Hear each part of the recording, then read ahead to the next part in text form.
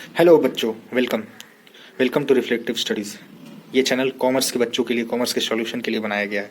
यहाँ पे आपको कॉमर्स रिलेटेड हर टॉपिक्स के बारे में जानकारी मिलेगी और फ्यूचर में जो भी कॉमर्स रिलेटेड नए अपडेट्स आ रहे हैं उन सब के बारे में बताया जाएगा। स्पेशली ये क्लास 12 और 11 को फोकस किया जाएगा। ये जो बच्चे हैं 11 और 12 में जो कॉमर्स लेते हैं 10th के बाद, जिन्हें कोई आइडिया नहीं रहता क्या होता, तो उनके लिए स्पेशली ये चैनल है। तो मैं इस पर डिफरेंट टॉपिक्स के बारे में बताऊँगा और रिविज़न भी करवाऊँगा और सिलेबस भी आपका आगे ले जाऊँगा। तो स्टार्ट करते हैं आज का हमारा टॉपिक, जिसका नाम है डिप्रिशिएशन।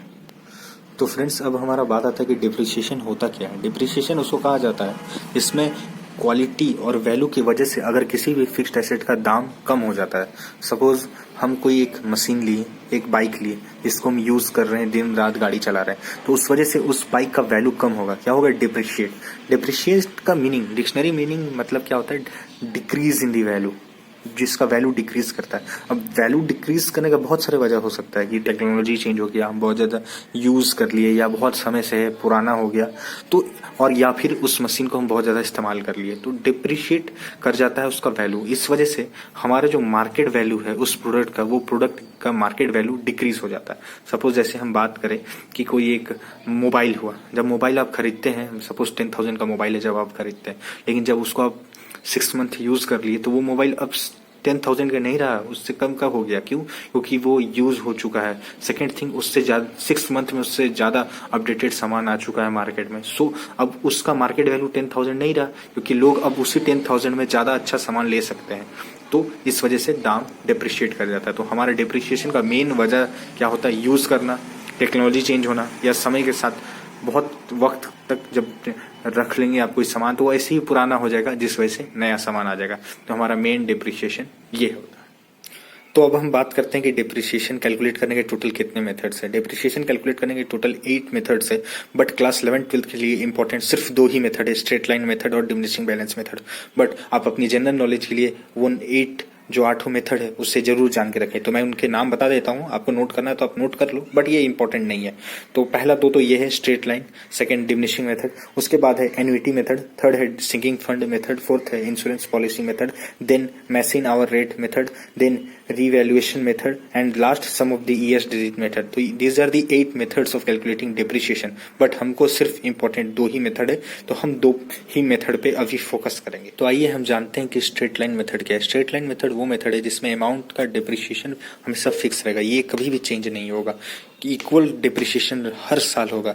इसमें क्या है, चाहे मशीन 5 ईयर्स चले, 6 ईयर्स चले और 7 ईयर्स चले, बट हर साल मशीन का जो रेट है सेम अमाउंट पे डिप्रिशिएट करेगा। तो उसके लिए मैंने एक एग्जांपल से आप लोगों को समझाने का कोशिश किया है, जो कि बहुत ईजी है। सपोज एक मशीन है जिसका दाम है 1,000 रुपीज़ वैल्यू, और उसमें डिप्रिशिएशन हर साल होगा। कितना डिप्रिशिएशन होगा? जिसमें 10%। ठीक है, अगर उसमें अगर हर साल 10% होगा, तो हमको कैलकुलेट क्या करना है, अगला आने वाला 2 साल के बाद मेरा मशीन का वैल्यू कितना बचेगा, ये जो 1,000 है ये डिप्रिशिएट हो गया, कितना बच जाएगा। तो चलिए कैलकुलेट करते हैं।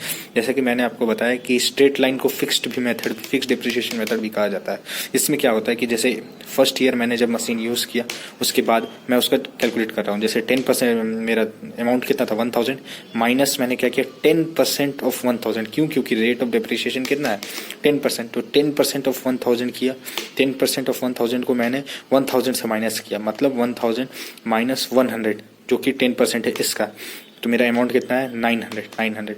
अब ये तो मेरा आफ्टर फर्स्ट ईयर। अब आफ्टर सेकंड ईयर क्या होगा? आफ्टर सेकंड ईयर जैसे अमाउंट आफ्टर सेकंड ईयर, इसको कैलकुलेट करने के लिए 900 तो मेरा रिमेनिंग अमाउंट आया।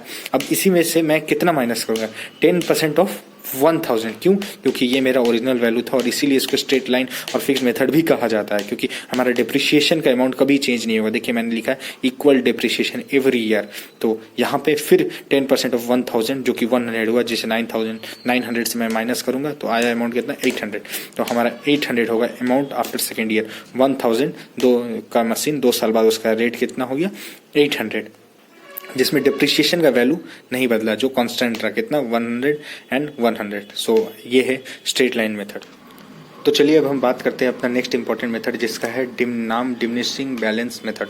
तो इस मेथड में क्या होता है, इस मेथड में ये होता है कि अमाउंट ऑफ डिप्रिशिएशन हर साल चेंज करता है, ये कभी फिक्स नहीं रहता है, डिप्रिशिएशन अमाउंट हमेशा फ्लक्चुएट करता है। तो इससे क्या कहते हैं, डिमिनिशिंग बैलेंस मेथड। इसमें क्या होता है, जो हमारा डिप्रिशिएशन कैलकुलेट होता है, वो जो डिमिनिशिंग मीन्स बचा हुआ बैलेंस होता है आफ्टर डिप्रिशिएशन, उस पर नेक्स्ट ईयर का वैल्यू हम कैलकुलेट करते हैं। मतलब जैसे स्ट्रेट लाइन में क्या होता था कि जो मेरा मेन वैल्यू है, स्टार्टिंग वैल्यू 1000, इसी पे हम हर साल डिप्रिशिएशन कैलकुलेट करते थे।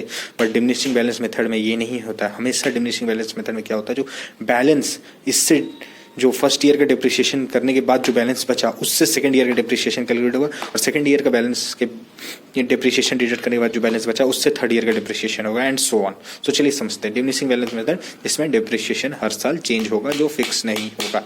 तो अब यहाँ एक एग्जांपल, इसमें रेट है 10%, वैल्यू है 1000 जैसा कि मैंने आपको बताया था, और इसमें क्या करना है, कैलकुलेट करना है डिप्रिशिएशन नेक्स्ट 2 ईयर्स के लिए। ठीक है, तो अब चलिए फर्स्ट ईयर कैलकुलेट करते हैं।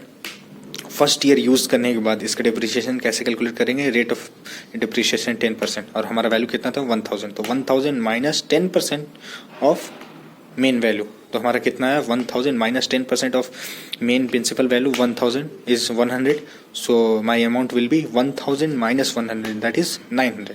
सो this is the amount after first year, मतलब फर्स्ट ईयर के बाद हमारा ये वैल्यू डिमिनिश करके कितना है 900। And amount for second year के लिए कैसे होगा, आफ्टर सेकेंड ईयर हम अमाउंट कैसे कैलकुलेट करेंगे, जो हमारा रिमेनिंग वैल्यू है 900, उस पे ही हम डिप्रिशिएशन कैलकुलेट करेंगे, बट रेट कितना लेंगे, जितना शुरू में दिया हुआ था उतना ही रेट लेंगे। तो 10% माइनस 900 माइनस 10% ऑफ 900। ओके, 900 क्यों, क्योंकि ये मेरा डिप्रिशिएट वैल्यू है आफ्टर फर्स्ट ईयर, जैसे आप देख सकते हैं ये वैल्यू, तो माइनस 10% ऑफ 900, तो 900 माइनस 10% ऑफ 900 कितना आता है 90, तो 900 माइनस 90 इट्स 810। सो तो ये हमारा वैल्यू है after 2 years in diminishing balance method. But for fixed method हमारा ये अमाउंट 800 होता है, जिसमें मेरा डिप्रिशिएट 10% ज़्यादा होता है। तो ये है मेरा पूरा सिस्टम डिप्रिशिएशन का। तो आज के लिए इतना ही, थैंक यू।